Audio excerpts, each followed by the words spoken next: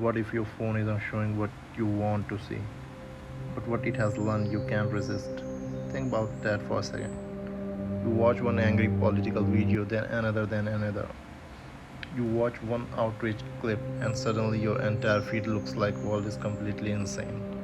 That's not necessarily reality. That's your recommendation system learning what keeps you watching. Here is uncomfortable part. Social media platforms have an enormous amount of data about your behavior, what you click, what you skip, what you replay, how long you watch, what you comment on, what makes you stop scrolling. And recommendation systems use signals like these to personalize what you appears next. The objective isn't simply show this person something useful.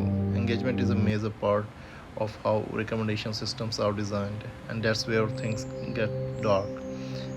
Researchers auditing Twitter's recommendation system found evidence that emotionally charged and toxic tweets could receive greater algorithmic amplification than neutral content.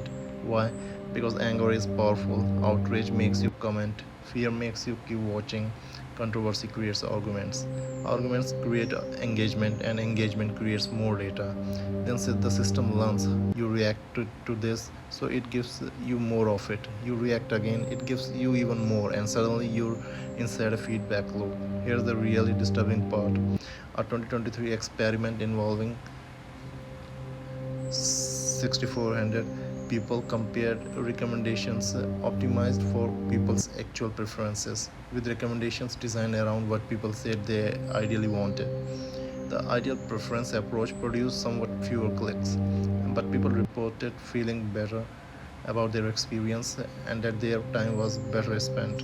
Think about what that means. The content you click on most isn't necessarily the content you will be happiest you watched. And this isn't just some internet conspiracy. European regulators are taking recommender systems seriously. EU's Digital Services Act requires major platforms to access and mitigate risk associated with recommender setting systems, including risks involving mental well-being, harmful content, and addictive behavior.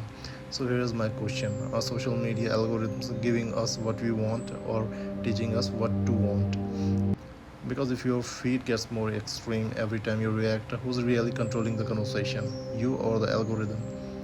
If you ever open social media for 5 minutes and somehow lost an hour, like this video, and comment one word, controlled. If you have ever felt like your feed was changing the way you think because your comment might prove the algorithm isn't the only thing paying attention.